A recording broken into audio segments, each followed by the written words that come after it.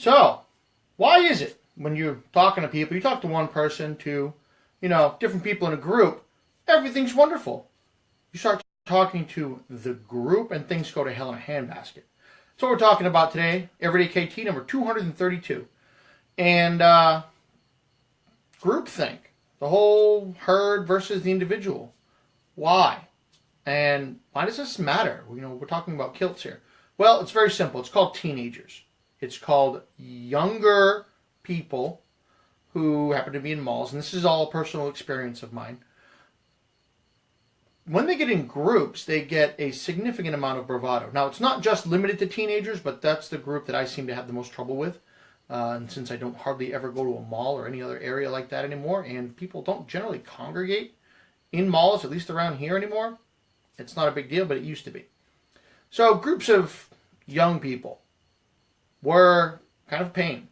They would get a very significant amount of bravado, of false confidence, and some kind of sense of security that because there was a whole bunch of them and only one of me, they could say and do as they please. Well, that's not the case. I mean, this also happens in colleges.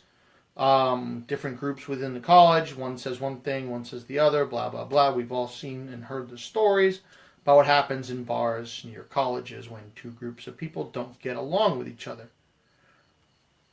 Mob mentality. That's right, Doug.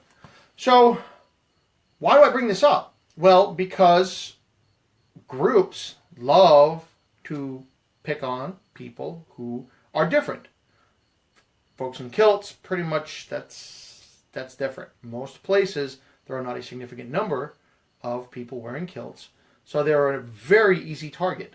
Problem with that is, those of you who've been wearing a kilt for any significant amount of time, you have actual self-confidence, actual self-awareness, inner strength, and I'm going to go out on a limb here, probably a fairly sharp wit, because you've dealt with things like this before, or you've been paying attention over the past 6-8 months. So, and the folks are not able, that group, all of a sudden they're on the receiving end of a dangerously sharp wit from one dude, and they just don't know how to deal with it. So that's groupthink, herd mentality, mob mentality, whatever you want to call it. So the individual, on the other hand, you get one person, you can have a very significant, intelligent conversation with one person about a topic any topic you want. The people themselves are usually fairly benign, and easy to talk to. It doesn't matter what group you're talking to. You can have a legitimate conversation with people in any group. And I know I've talked about this in the past. There's a reason why my political and religious views are not to be found on the interweb, because I don't want a large group to dictate how people interact with me. They take me for who I am, what they see, what they understand, and what they know. And fantastic conversations, discussions, friendships, all of those things. That's what it's about. You have discussions with individuals. Groups, that's how you build houses. Groups get lots of things done. Groups go do fun things. Groups have epic pub crawls. Groups go do awesome stuff. But the more people in the group, the lower the average intelligence level gets, because of that increased bravado and false confidence. Because they're thinking, oh, I don't have to be the fastest one here. I just don't have to be the slowest. That's the mentality. You can do whatever you want as long as you're not the last one running. Then who cares? You're not going to be the first one caught. And that's what they all think. So, how do you deal with groups? Well, it's simple. Ignore the crap out of them. Unless they're physically assaulting you, or dealing with or your family. Who cares? Words are words. Yeah, they can be more dangerous than most any weapon out there. But at the same time, why would you want to go up against, I don't know, a dozen half-drunk college guys who think your kilt's weird and said so? Is it worth going after them? No. It's probably better to walk up to the bar and order the 16-year-old scotch that they don't even know what the hell it is, and impress their girlfriends just to make them look bad. It's a lot easier that way. Like I said, sharp wit. It's a lot easier to do that. And a lot less painful, and then you get a hell of a story. It's like, oh yeah, these 12 guys, what happened? I don't know. I got them all in trouble. Went up, got a good glass of scotch, bought around for the ladies, and all the guys went home pissed off because their significant others were equally as pissed off because they were stupid. So, groupthink mentality, associating, or not, let me back up. Assuming that because someone might associate with people in a specific group does not necessarily mean that they hold those same values at their very core.